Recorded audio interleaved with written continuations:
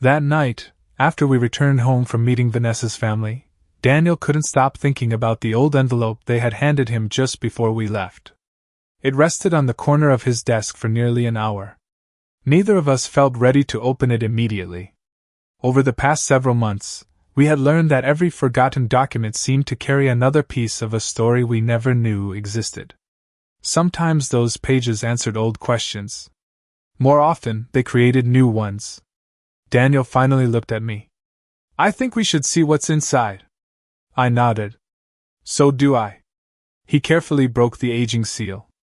The paper crackled softly as he unfolded the contents onto his desk. At first glance, neither of us saw anything unusual. There was no handwritten letter.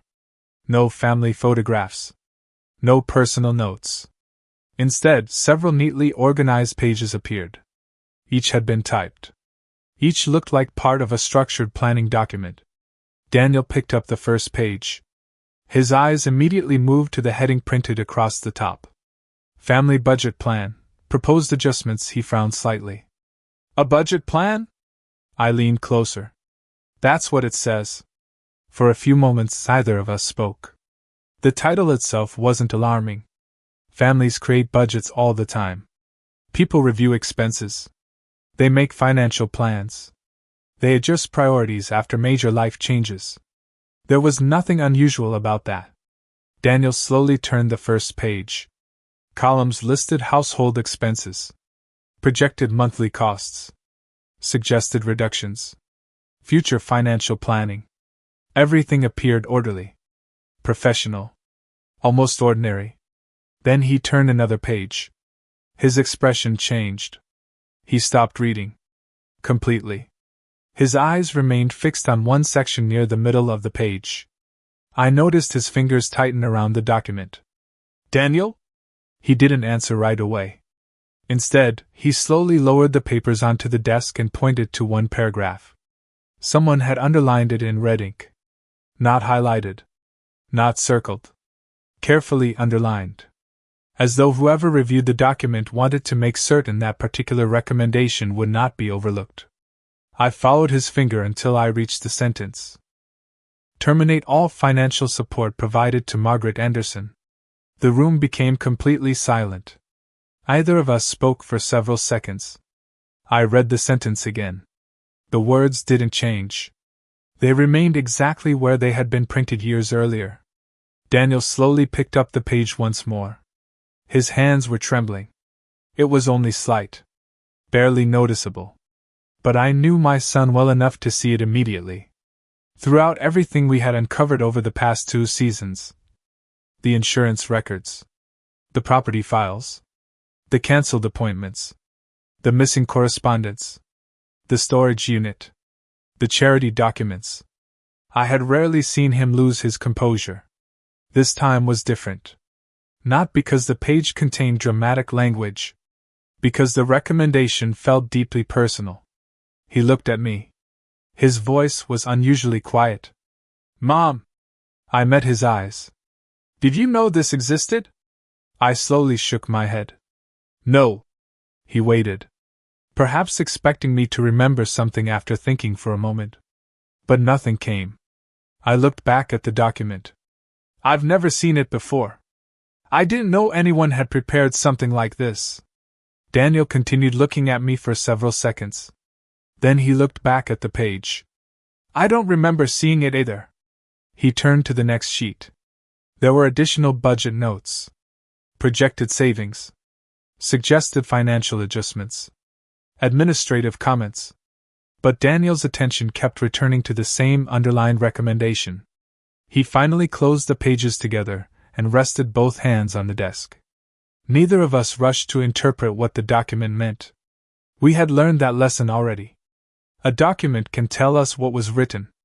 It cannot always tell us everything about how it was created, who reviewed it, or whether every recommendation was ever followed. Still, some facts were already clear. The recommendation existed. Someone had typed it. Someone had underlined it in red. Someone had preserved the document inside an envelope that had remained hidden for years. Daniel slowly leaned back in his chair. "I keep thinking about one thing. What is it? He looked at the papers again. Someone sat down. He paused. And spent time creating a plan. His voice carried more sadness than anger. A plan that included ending financial support for you. I didn't answer immediately. Instead, I found myself staring at the red line beneath my name. It wasn't the financial part that hurt most. Money comes and goes. Circumstances change. Families make difficult financial decisions every day. What hurt was something much quieter. Until that evening. I had never known those discussions had taken place. No one had asked for my perspective. No one had told me such a proposal existed. No one had ever said, Margaret, we're thinking about changing how financial support works. Instead, years had passed. And I was only discovering the document because it had been quietly preserved inside an old envelope. Daniel stood and walked toward the window. Outside, the neighborhood was peaceful. Porch lights glowed across the street. A few cars passed by. Everything looked perfectly ordinary. Yet inside that small office, another forgotten piece of our family's history had just come to light. He turned back toward me. I don't know who prepared this. I don't know whether everyone agreed with it. I don't even know whether it was ever supposed to become final. He paused. But I do know one thing. I waited. You deserved to know it existed. His words settled quietly between us. I smiled sadly. For a long time. I said softly, I thought the hardest part of all this was losing things. I looked down at the papers again. Now I think the hardest part was never being given the chance to speak before decisions about my life were being discussed. Daniel didn't respond immediately. He simply gathered the pages into a neat stack and placed them carefully beside the growing collection of files that had filled his office over the past several months. Another document. Another unanswered question. Another chapter we never knew existed. And for the first time since this journey began, I found myself wondering not only what decisions had been made, but how many conversations about my future had taken place without me ever knowing they had happened. The following evening, Daniel made a decision that felt very different from the conversations he had avoided in the past. He didn't wait for another document. He didn't wait for another phone call from our attorney. He didn't tell himself he needed more time.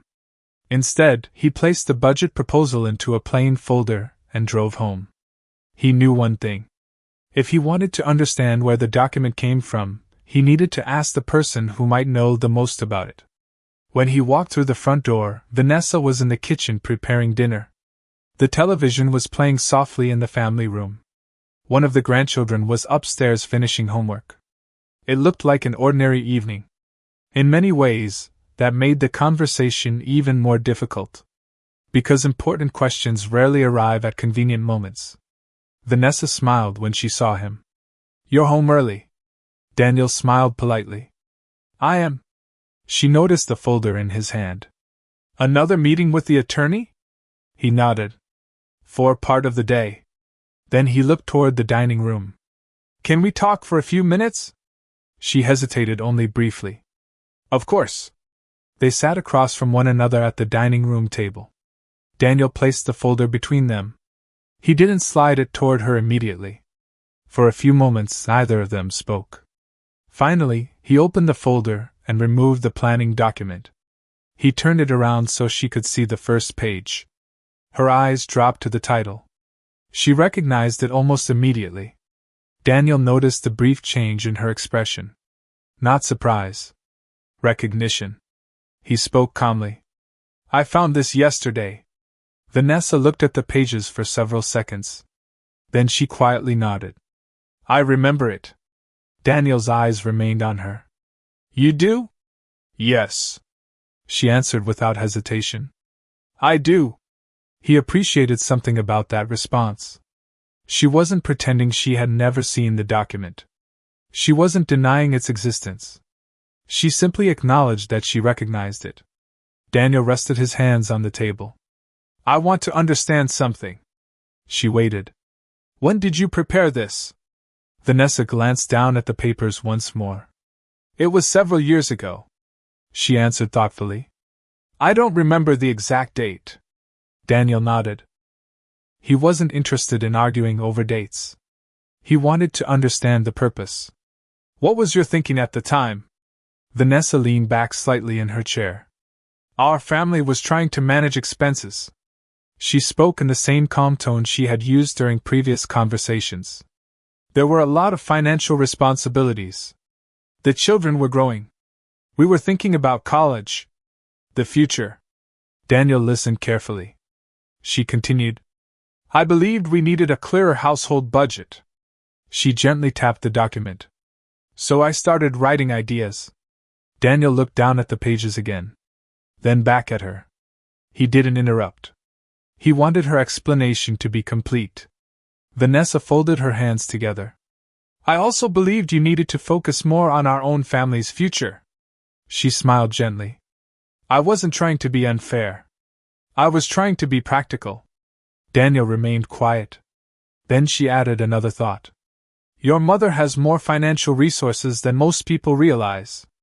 Daniel didn't respond immediately. Instead, he allowed a few moments of silence to pass.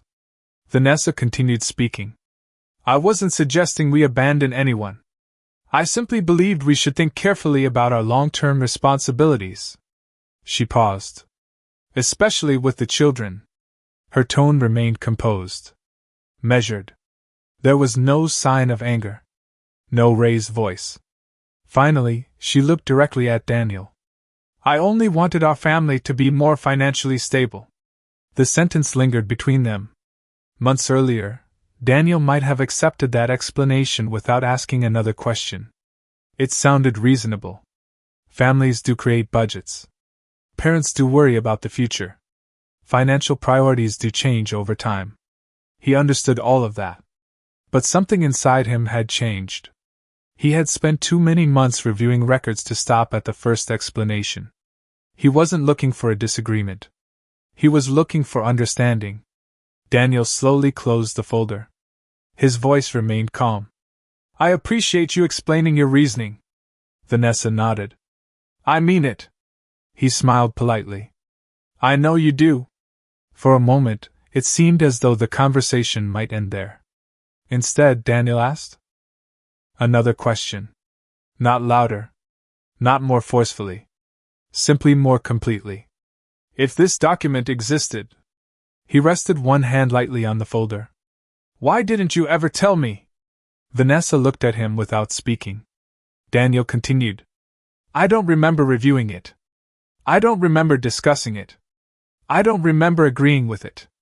He paused. So I'm trying to understand. If it was important enough to write. He looked directly into her eyes. Why was it never important enough to show me? The room became very quiet. Vanessa didn't answer immediately. She looked down at the folder. Then toward the kitchen. Then back at Daniel. Several long seconds passed. Daniel didn't interrupt the silence. He had learned that difficult questions deserve time. Not pressure. Just patience. Finally, Vanessa spoke. I don't know. It was a simple answer. Not defensive. Not emotional. Just quiet. Daniel studied her expression. He wasn't trying to decide whether she was right or wrong. He wasn't trying to win the conversation. He was paying attention to something much more important.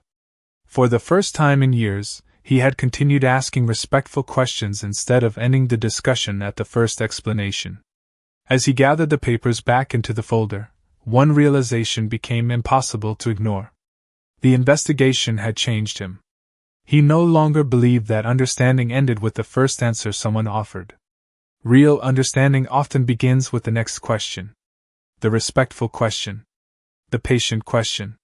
The one that asks not only what happened, but why important decisions were never shared with the people they affected most.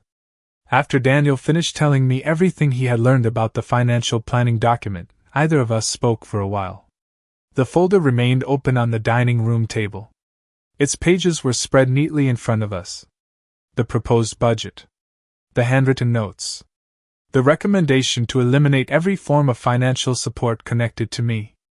Daniel had spent nearly an hour explaining each section. He wanted me to understand exactly what he had found. He also wanted to be careful not to assume anything the document itself did not prove. That had become his habit. Facts first. Questions second. Conclusions only after the evidence supported them. When he finally finished, he looked at me. "I'm sorry, Mom." I smiled gently. Not because the situation wasn't painful. Because I could see how much my son had changed. Months ago, he would have been focused almost entirely on the money, the numbers, the financial decisions. Now he seemed much more concerned about something deeper. He wanted to understand how I had experienced all of it.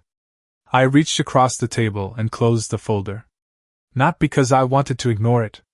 Because I wanted him to look at me instead of another document. He raised his eyes.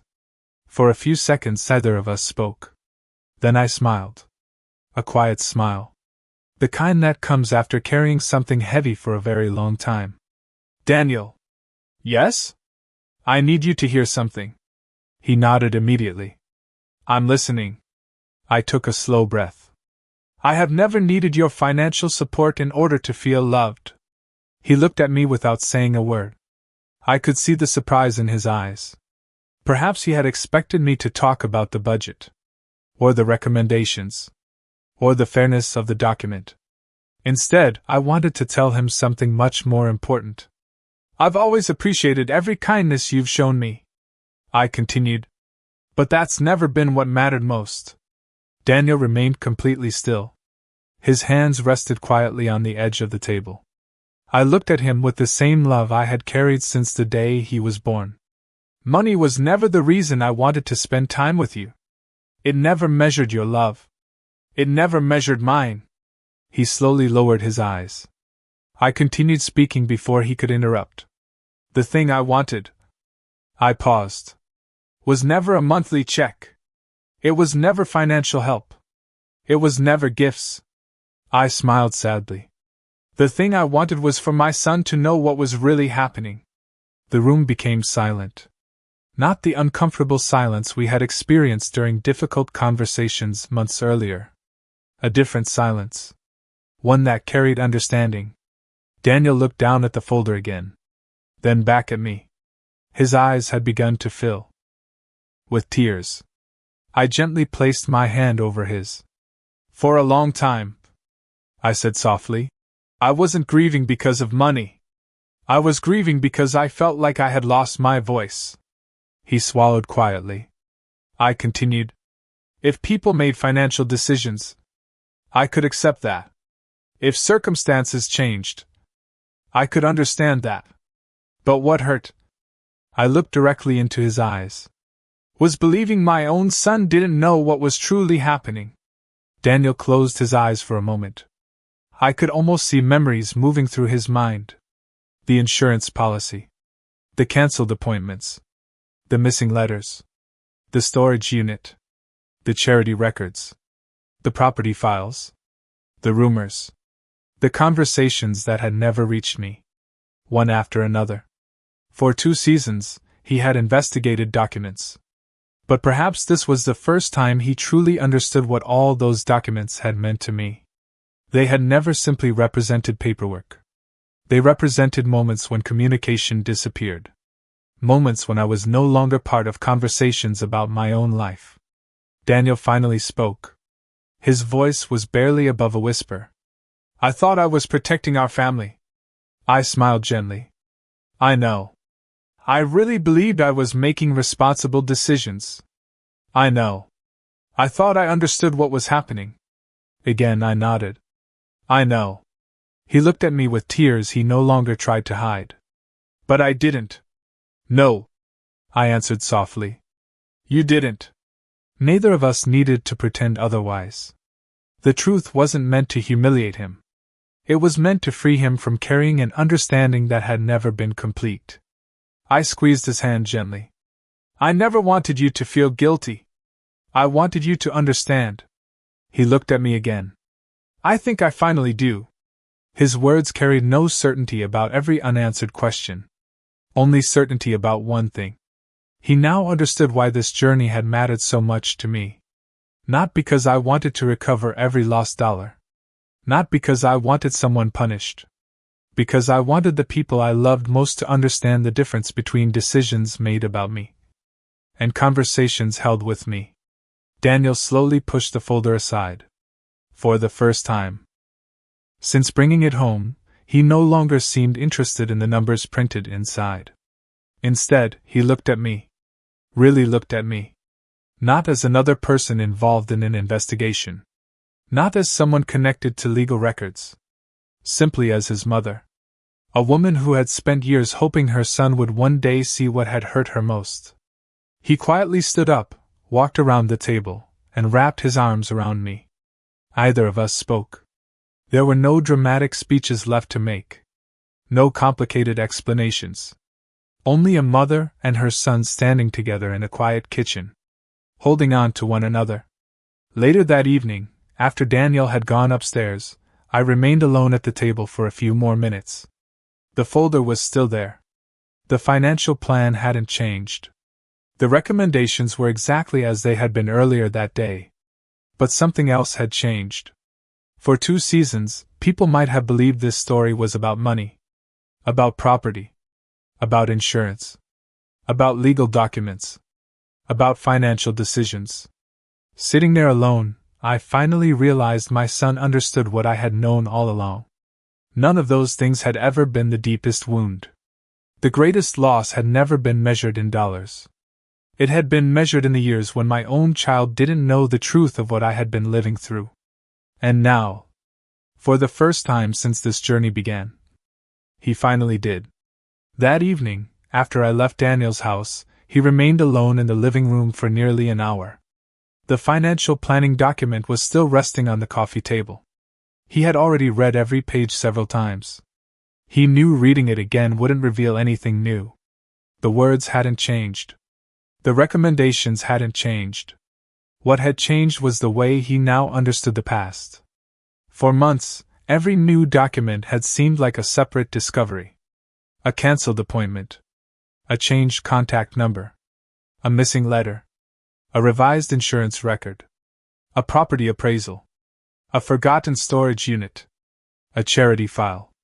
Now another document had joined the growing collection. Daniel no longer saw isolated events.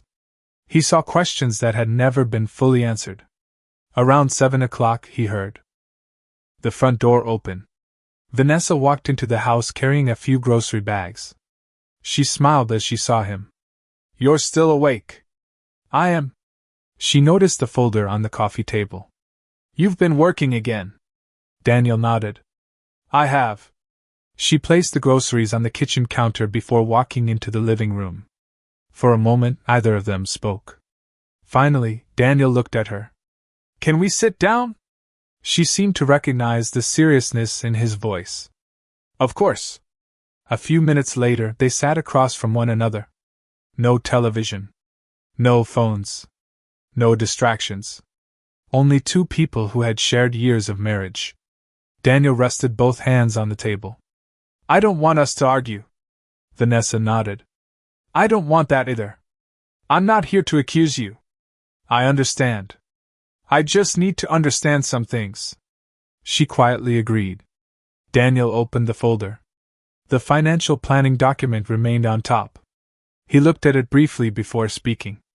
"I've already asked you about this plan." Vanessa nodded. "You have. I'm not asking the same question tonight." She waited. "I want to understand the bigger picture." Those words caught her attention. "What do you mean?" Daniel leaned back slightly. "For months," he spoke slowly, "I've been looking at one situation after another. The insurance records. The changes to contact information. The cancelled appointments. The rumors. The documents I never knew existed." He paused. "And now this financial plan." Vanessa listened quietly. Daniel continued. "I don't want to talk about just one document anymore."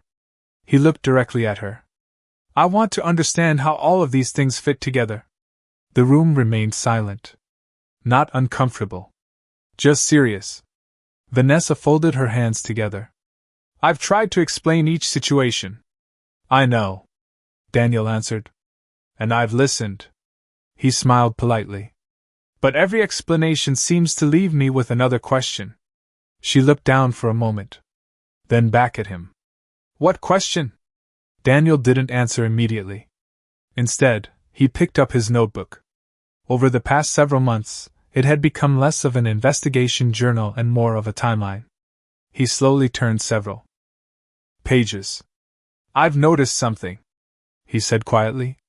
When I understand one event, he pointed toward another page. It often connects to something else. He continued turning pages. Then that connects to another document. Then another conversation. Then another record. He closed the notebook. I'm no longer confused about one incident. He paused. I'm trying to understand years. Vanessa remained very still. Daniel continued speaking calmly. I'm not asking because I want to win an argument. I'm asking because I don't know how we reached this point. There was no anger in his voice. Only sadness. The sadness of someone realizing that trust is not usually lost in one dramatic moment. Sometimes it fades one unanswered question at a time. Vanessa took a slow breath. I never wanted any of this. Daniel nodded. I believe you. She looked surprised. You do? Yes. He answered honestly. I believe you probably believed you were helping in many situations. She listened carefully. But believing that doesn't answer everything I'm trying to understand. He spoke gently. I still don't understand why important documents weren't shared. I don't understand why appointments disappeared. I don't understand why information kept reaching me after it had already gone through someone else. He paused again. And I don't understand why I keep discovering records I never knew existed. Vanessa looked down at the table. For several moments, she searched for an answer. Finally, she spoke. I don't know how to explain all of it. Daniel accepted her honesty. I appreciate you saying that. Another silence settled between them. This one felt heavier than the others. Not because either of them had become angry. Because both of them seemed to recognize something difficult. They were no longer discussing isolated misunderstandings. The conversation had moved somewhere much deeper. Daniel slowly closed the folder. Then looked directly at his wife. I think we've been talking about individual events for months. He paused. But that's not really what this is anymore. Vanessa looked back at him. What is it then? Daniel answered quietly. I think we're talking about trust. The words remained in the room long after he finished speaking. Neither of them argued. Neither of them tried to interrupt. Because both of them understood the difference. A disagreement can often be solved by answering one question. Trust is different. Trust asks many questions. Some about actions. Some about communication. Some about choices. Some about the years that quietly passed before anyone realized how much distance had grown between two people. That evening, their marriage reached a place neither of them had expected when this journey began. They were no longer trying to explain one document. Or one appointment. Or one misunderstanding. They were facing something much larger. Years of conversations they wished they had started much sooner. Years of assumptions left unquestioned. Years of trust that would take far longer to rebuild than it had taken to slowly disappear. And for the first time since Daniel began searching for answers, he realized the most difficult investigation was no longer about family records. It was about understanding what had happened inside his own marriage before either of them realized how much had changed. The morning after Daniel and Vanessa had their longest conversation in months, my phone rang just after breakfast. I looked at the screen before answering. It was Daniel. I could tell from the time of the call that something was weighing on him. He usually waited until the afternoon to call unless there was a reason. I answered with a smile. Good morning. His voice came quietly. Hi, Mom. There was a pause. Not an awkward one. Just the kind of silence that comes when someone is trying to find the right place to begin. How are you doing? I asked. I'm all right. He answered. Just thinking. I smiled softly. You've been doing a lot of that lately. He laughed, but only for a second. I guess I have. Another pause followed. Then he finally said what had been on his mind. I wanted to ask you something. Go ahead. He hesitated again. Would you be willing to come over and talk with Vanessa? I didn't answer immediately. Not because I didn't know what to say. Because I wanted to think carefully before responding. For the past 2 seasons, I had watched my son slowly change. He had learned to ask questions, to verify information, to listen before deciding. Now he was facing something much more personal. Not another document. Not another forgotten file. His own marriage. I looked out the kitchen window before answering. The maple tree my husband had planted years ago swayed gently in the morning breeze. It reminded me how slowly strong things grow, and how carefully they must be protected. Finally I spoke. No. Daniel was quiet. He hadn't expected that answer. No? I smiled gently, even though he couldn't see me. No, sweetheart. This conversation belongs to the 2 of you. He remained silent. I continued. I don't think I should be part of it. He sighed softly. I thought maybe hearing your perspective would help. I understand why you think that, I answered. But I still don't think it's the right thing to do. For several moments, neither of us spoke. Then I explained. Daniel. Yes? This is a conversation between a husband and a wife. He listened carefully. I'm your mother. I'll always be your mother. But I don't want to become the reason your marriage falls apart. The words came naturally. Not because I wanted to protect one person over another. Because I believe something much deeper. Every marriage deserves the opportunity for 2 people to speak honestly to one another without someone else standing between them. Daniel spoke quietly. I don't know what to do. I smiled sadly. I think you do. He waited. You ask the questions you believe need to be asked. You listen to the answers. And then I paused. You decide what kind of husband you want to be. He didn't interrupt. I continued. I can't make that decision for you. And I shouldn't. The room around me felt very peaceful. The conversation wasn't filled with urgency. It wasn't emotional. It was simply honest. Over the past several months, I had learned something important. Love sometimes means stepping forward. Other times, love means stepping back. This was one of those moments. Daniel finally asked, So you don't want to come? I smiled again. It's not about what I want. It's about what the 2 of you need. He remained quiet. Then I added something I hoped he would remember long after our conversation ended. Every person is responsible for the choices they make. I spoke slowly. I've had to take responsibility for mine. You'll take responsibility for yours. And Vanessa will have to take responsibility for hers. I paused. No one else can do that for us. Daniel let those words settle. I knew he understood them. He had spent months investigating records created years ago. But now he faced something that no document could solve. The future. Only the people living it could decide what came next. He finally asked one last question. Are you angry with Vanessa? I looked down at my hands. It would have been easy to answer quickly.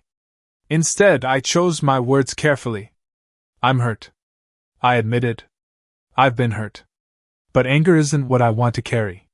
He listened. I want the truth. I want honesty.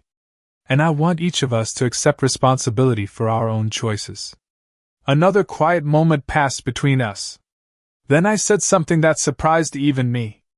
If your marriage survives, I want it to survive because the 2 of you rebuilt it honestly. Not because I stepped into the middle. And if it doesn't, I don't ever want either of you to believe I was the reason. Daniel's breathing slowed. I could almost picture him sitting alone in his office, thinking through every word. He finally spoke. I understand. I think I finally do. After we ended the call, I remained sitting at the kitchen table for several minutes. The house was quiet. Sunlight filled the room. I thought about the years when Daniel was a little boy. Whenever he fell, my first instinct had always been to reach out and help him stand again. That was what mothers do. But children grow. One day, love no longer means solving every problem. It means trusting them to make their own decisions. Even when those decisions are painful. Even when you wish you could protect them. I realized that this moment was no different. I couldn't choose Daniel's future. I couldn't choose Vanessa's future. I couldn't repair their marriage. Nor should I try. Their relationship belonged to them. Not to me. As I stood and walked toward the window once more, I felt something I hadn't expected. Peace. Not because every problem had been solved, but because I finally understood my place. I would tell the truth when asked. I would answer honest questions honestly. I would continue loving my son. But I would never become the person making decisions that belong to his marriage. Because real love does not control another person's choices. It respects their responsibility to make them. And sometimes, the most difficult decision a parent can make is choosing not to step into a battle that only two people can resolve for themselves. Late that night, after the house had gone completely quiet, Daniel walked back into the living room alone. The lights upstairs had already been turned off. The television remained dark. Outside, the neighborhood was still. Only the soft ticking of the old clock on the wall broke the silence. He stood in the middle of the room for a long moment before sitting down. On the coffee table rested two things that seemed to represent the last 2 seasons of his life. The wooden box my husband had built decades earlier. And beside it, the financial planning document he had discovered only the day before. For several minutes, Daniel simply looked at them. Months ago, the wooden box had seemed like nothing more than a collection of keepsakes. Old photographs. Letters. Receipts. Insurance papers. Birthday cards. Notes. Documents that many families might quietly store away without thinking much about them. Now he understood something different. The box had never been about preserving paper. It had been about preserving memory. It existed because someone believed that one day, the truth might need a place to survive. Daniel slowly lifted the lid. The familiar scent of old paper and aged wood filled the room. He carefully removed one folder after another. The insurance records. The cancelled appointment history. The bank statements. The property documents. The storage unit records. The charity foundation paperwork. Medical summaries. Legal correspondence. Copies of letters. His own handwritten notes.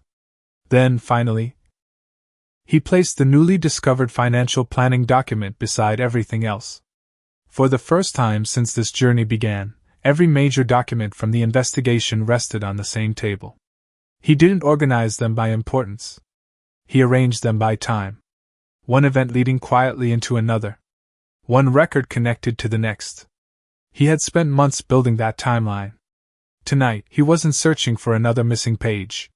He was trying to understand what the pages already revealed together. He opened his notebook. Across one page he had written months earlier, what I believed. On the facing page, what the records show. He slowly read through every entry. Sometimes the 2 columns matched. Often they did not. He noticed something that had become impossible to ignore. No document had simply appeared on its own. Every record had a beginning. Someone requested an appointment. Someone changed contact information. Someone prepared a report. Someone submitted paperwork. Someone made a phone call. Someone forwarded, or failed to forward, a message. Every event followed a chain of choices. He leaned back in his chair. His eyes moved slowly across the documents covering the table. The insurance policy. The property appraisal. The draft real estate file. The cancelled legal appointments. The storage records. The charity foundation documents. The financial planning proposal. Different organizations. Different years. Different circumstances. Yet they shared something surprisingly similar. Each one represented information moving from one place to another. Information rarely travels by itself. It moves because people move it. That realization stayed with him. He wasn't thinking about blame. He wasn't trying to assign motives. He wasn't deciding who was right or wrong. He was recognizing something much simpler. Documents do not create themselves. Appointments do not cancel themselves. Records do not update themselves. Messages do not redirect themselves. Behind every administrative action, someone usually makes a decision. Daniel quietly closed one folder and opened another. He looked less interested in the individual events than he had been only a few weeks earlier. His attention had shifted. The question was no longer, what happened? Now it had become, how did information move from one person to another? He remembered something our attorney had said months earlier. The truth usually leaves a paper trail. At the time, Daniel thought those words referred only to documents. Now he understood them differently. Paper trails begin with people. Someone chooses to write. Someone chooses to send. Someone chooses to approve. Someone chooses to withhold.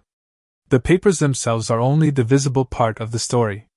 The decisions come first. Daniel slowly picked up the financial planning document once more. He read the recommendations again. Not because he expected them to change. Because he wanted to understand where they fit within everything else he had learned. He gently laid the document beside the insurance records. Then beside the appointment history. Then beside the communication logs. One by one, he compared dates. Not searching for dramatic conclusions. Only for sequence. Order. Context. By now, he understood something that would have seemed obvious only after months of careful work. Every important event in this story had followed the movement of information. Who knew first? Who learned later? Who never learned at all? That pattern mattered. Far more than he had once realized. The room remained silent. But it was not an empty silence. It was the quiet that comes when someone finally stops chasing individual mysteries and begins seeing the larger structure connecting them. Daniel closed his notebook. Then rested both hands on the wooden box. For a long time, he simply sat there without speaking. Without writing. Without reading another page. He no longer felt overwhelmed by the growing stack of evidence. Instead, he felt something else. Clarity. Not complete answers. There were still questions waiting to be explored. Still records to verify. Still conversations yet to happen. But he now understood the direction of the investigation in a way he never had before. This was no longer about isolated documents. It was about understanding how decisions had traveled through the family for years. How information had been shared. Delayed. Changed. Or never delivered at all. As midnight approached, Daniel carefully returned every document to the wooden box except the financial planning proposal. He left that folder resting alone on the coffee table. Then he quietly turned off the lamp. Before walking upstairs, he looked back one final time. For 2 seasons, he had believed he was collecting evidence. Tonight, he realized he had been tracing something much larger. Not simply a series of events. But the path information had followed through an entire family. And somewhere along that path, someone had quietly influenced what people knew. What they believed. And what they never had the chance to hear for themselves. The conversation between Daniel and Vanessa lasted until nearly midnight. I wasn't there. No one else was either. Whatever was said between them remained inside the walls of their home. There were no raised voices that neighbors could hear. No slammed doors. No dramatic scenes spilling into the street. Only a long conversation that had probably been waiting to happen for years. Earlier that evening, Daniel had carried every folder back into his office. The wooden box rested on one side of the desk. The financial planning proposal remained beside it. He had spent months searching for answers. But that night wasn't about another document. It was about 2 people trying to understand how they had reached a place either of them had ever imagined.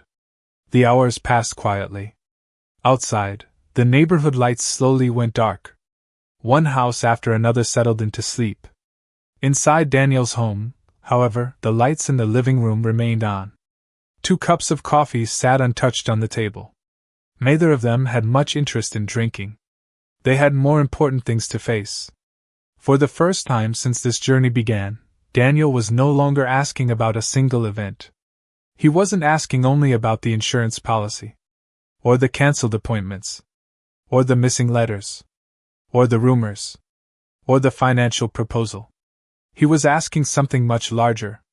How had they spent so many years living in the same home while understanding so little about what the other believed? That question had no simple answer. Trust rarely disappears because of one conversation. More often, it changes little by little. One assumption, one omission, one unanswered question at a time. Daniel had finally reached the point where he could no longer separate one incident from another. Each document had become part of a much larger story. And that larger story had entered his marriage. Sometime close to midnight, the front door opened. The sound echoed through the quiet house. Daniel remained standing inside the living room. He didn't move toward the doorway. A few moments later, Vanessa appeared. She was pulling a small suitcase behind her. It wasn't large. Just enough for a few days away. Or perhaps longer. No one knew. She paused just outside the front door. For several seconds she stood completely still. She looked back into the house. The hallway. The family photographs on the wall. The staircase the children had raced up and down for years. The dining room where birthdays had been celebrated. Christmas mornings. Thanksgiving dinners. Ordinary evenings that once felt permanent. A house holds more than furniture. It holds routines. Conversations. Dreams. Promises. And memories that cannot be packed into a suitcase. Vanessa remained on the front porch for another quiet moment. No one spoke. Daniel stood inside the doorway. He looked at her. Not with anger. Not with triumph. Not even with certainty. Only with the expression of someone who understood that some moments are too important to interrupt. He did not run after her. He did not ask her to stay. He did not try to stop her from walking away. Not because he no longer cared. But because he understood something he had learned during the past 2 seasons. People must make their own decisions. Just as they must accept responsibility for them. Vanessa adjusted her grip on the suitcase. Then she turned. Without another word, she walked slowly toward her car. The porch light cast a long shadow across the driveway. A moment later, the driver's door closed. The engine started. The headlights swept briefly across the front yard. Then the car disappeared into the darkness. Daniel remained exactly where he was. The front door was still open. Cool night air drifted quietly into the house. For several seconds, he continued looking outside, even after the taillights had vanished. Finally, he reached forward. Slowly. Gently. He closed the front door. The sound of the latch clicking into place seemed louder than usual. Not because it actually was. Because the house had become so incredibly quiet. Daniel stood alone in the living room. The silence surrounding him felt different from any silence he had experienced before. It wasn't the silence that follows an argument. It wasn't the silence of someone refusing to speak. It wasn't the silence created by misunderstanding. It was the silence that comes after difficult truths have finally been spoken aloud. The house looked exactly the same. The family photographs still hung on the walls. The furniture hadn't moved. The wooden box remained on the table. The stack of documents was still waiting inside his office. Nothing visible had changed. And yet, everything felt different. For years, Daniel had believed that protecting his family meant avoiding painful conversations. Now he understood that avoiding the truth had carried its own cost.